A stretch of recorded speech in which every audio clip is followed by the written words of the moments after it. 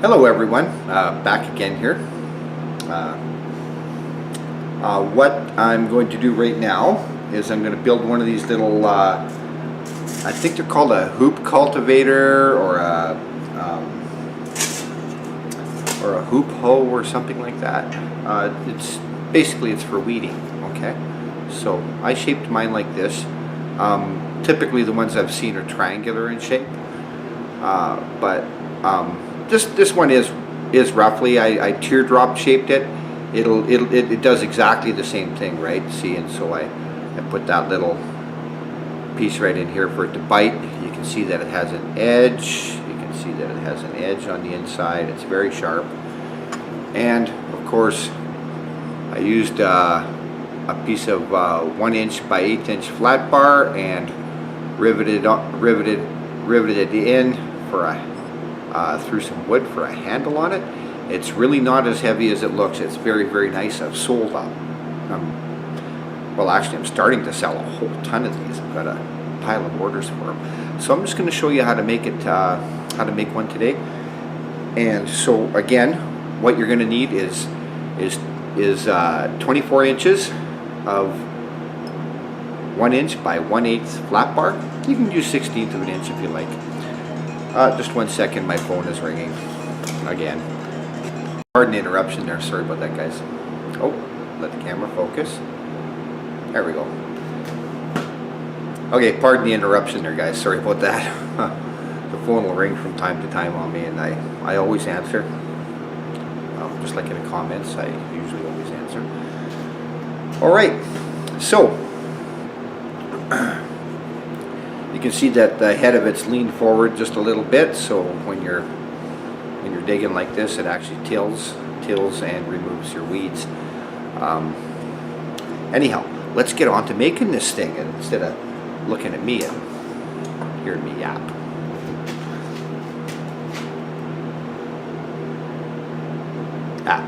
Wait. Sorry about that. When I got interrupted, I lost my train of thought. So I was going through the materials, okay? So, again, 1 inch by 8 inch flat bar. You'll need 2 feet, okay? You'll need 2 feet for it for just a normal one-handed tool thing. If you like crawling around in the dirt and stuff.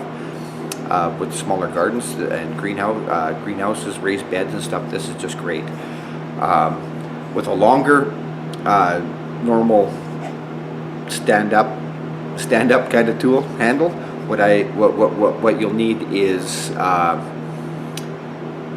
oh shoot, what was it? It was 9 feet. You'll need 9 feet of this bar and wrap around, right? Okay, so my rivets, they're all I used a bunch of 3/16 iron rivets.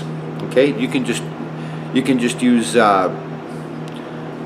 whatever you like with round stock and just make your own rivets. 1/4 inch, 3/16, 1/8 inch. It doesn't matter. It doesn't really matter. You just go ahead and use what you like. But I have a whole pile of rivets laying around, so I'm using them. And you'll need some sort of carbon steel. What I'm using is a cutoff saw blade from a sawmill. I'll show it to you here in just a second. In fact, right now. Alrighty. So you can see I've already cut a piece out of it, and I've got some stuff ready to go cut over on the back end here. But anyhow, yeah, this is, I believe it's an edger blade out of a sawmill. Anyhow, I find it easy to work with. It's a very easy steel to work with. This stuff is 1/8 of an inch thick. Okay, nice and thin. Keep her simple, right? Okay. So I drew out my L shape like this on here. So this is 10 inches long from here to here is 10 inches long. Okay, the outside, the top of the L. This right here is 3 inches long. Okay, and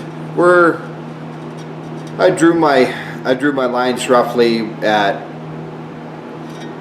yeah, about between 3/4 and and 1 inch along here. I just you'll see I straighten it all out when I heat it up and make it all one width, and it gets thinned down quite a bit for the hoop. Now what'll happen after I cut this is when I put it in the forge is I'm going to bend it in half and bring this end up into here at a...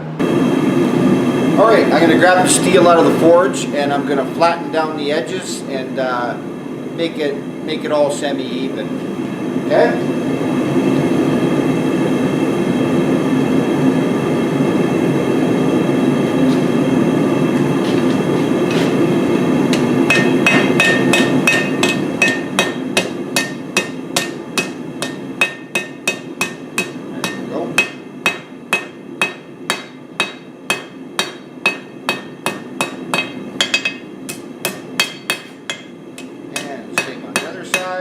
What you do to one side, you must do to the other. Heat quick. This stuff loses its heat very fast, but it remains quite malleable. This little saw blade stuff.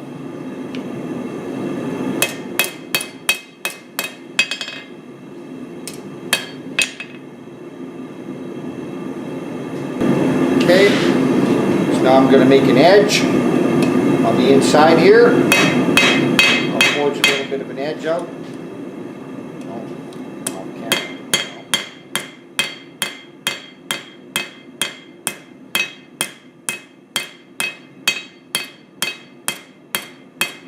Just so I don't have so much grinding. And I just go all the way from top to bottom.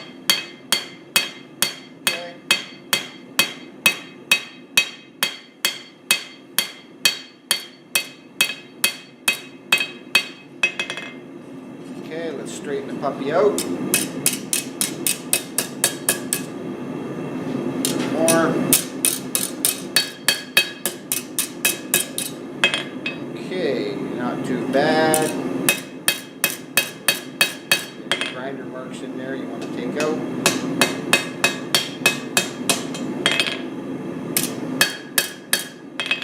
Okay, that'll be yeah, that'll come out. Okay. Switch ends.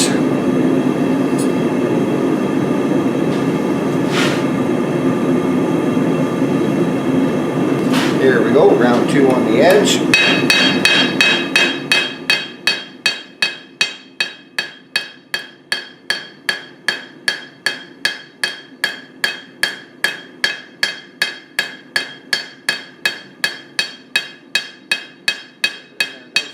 Nice and straight.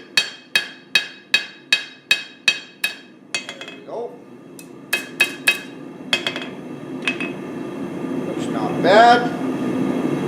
Alright, I just bring this over here, hold it with my tongs, and bend it over gently so that I maintain a round hoop. And I bring this in here, roughly halfway to the middle of that bar, right there, like that. Yeah, we're doing good. Right in there. A little bit more. And flatten that down just a bit. Just like that. We're all cool. Okay. Bring her back just a touch. Just like that. Okay. Now you see that this gives me a slight teardrop shape. I'm going to straighten all that out in just a bit as soon as I get on the camera here. As soon as I fold this edge right here over onto here. Okay? I'll just tap that back a little bit further.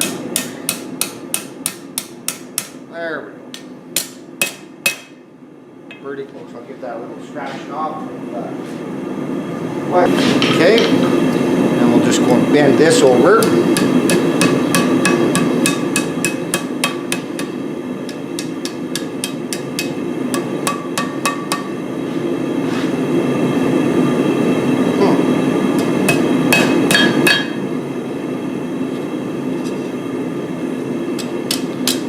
somewhat of a pain on occasion. Let's turn that. Nope, it's not playing. I see what I gotta do. I think this was the first one I ever made.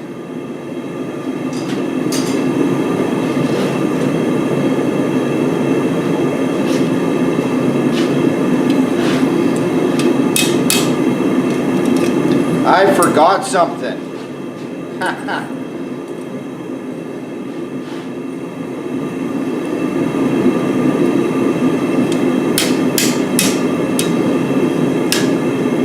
God, that I don't bend that little piece over top. It was something I was going to try later.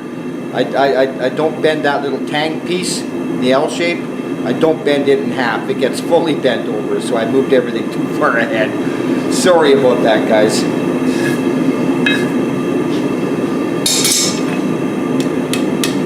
There we go. Now we can bend. Now we can bend that over here on my next heat. You'll have to excuse me, I get all screwed up on camera here sometimes. Most of you know that. Okay, now I can put it over the edge. Okay, bend this piece over. Bring it back this way.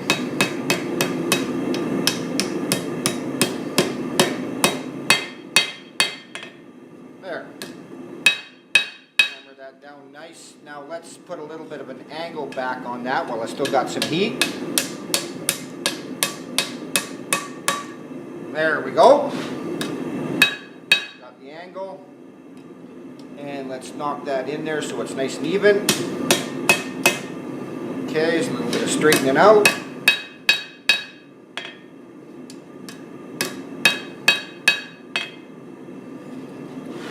And straighten out on the tang.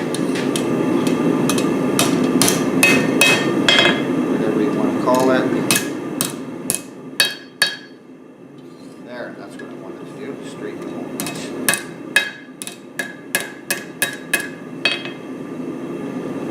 Okay. Almost fairly straight. A little bit more down on this. There.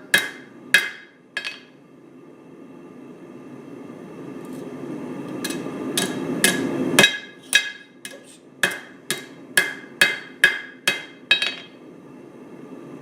Okay. Fairly straight and all in line now. Okay, and now I'm going to throw it back into the forge and bring, not too close to the camera, and bring this little piece right in here to kind of a little bit of an indented point, just like on the other one you see. Okay, now as I'm doing this, this will just bring it naturally down to the center. Okay, but make sure you hit it so that you're going forward a bit. Okay, so I'm going to form a bit of a point on this, which requires me to flatten the whole thing out. Okay. Oh. Get it straightened all out. There we go. Fairly all straight. And pound that edge down a little like that to sharpen it.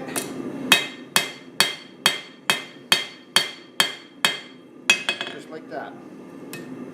Okay. Okay, so it's all flattened. Bit of a sharper point on the end there. Not too sharp. Here, I just want to make sure that my edges are even. Like this.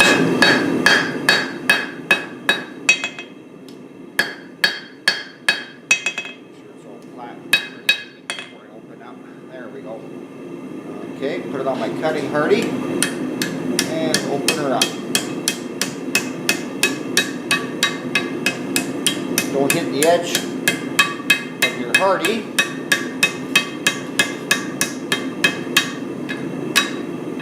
Okay, so you can see that it's opening up quite nicely. Okay, I'm going to give it a little more heat. You want even heat on both sides. Otherwise it won't open evenly and it looks horrible. Okay, we'll put her back in here and we'll tap her down. We'll hit the hardy tool.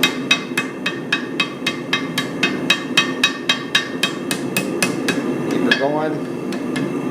This one's taking a little bit longer than the last bunch. Keep her going. Actually right there, I'm going to stop it right here with this one. That looks like a really nice shape to me. Alright, I'm going to let the steel cool and we'll drill some holes in it and I'll rivet the top piece up right in here.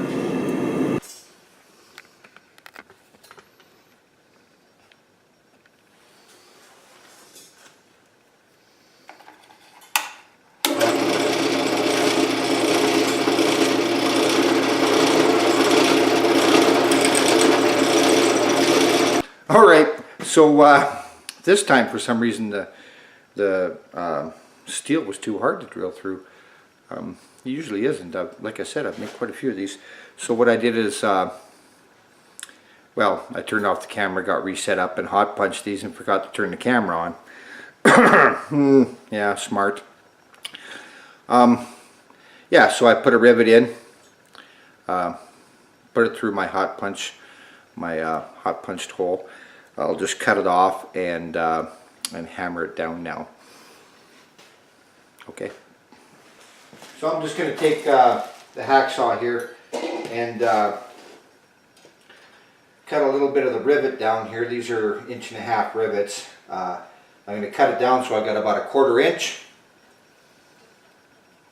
A little touch over 1/4 inch perhaps of rivet sticking out. So. And I usually just use my hacksaw.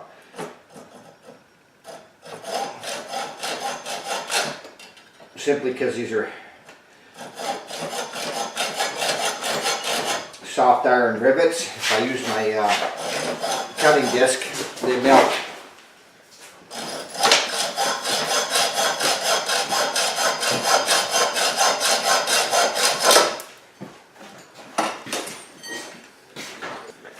All right. Yeah, perfect. So now we'll just form a head on this side. I'll just take my ball peen and tag down the edges.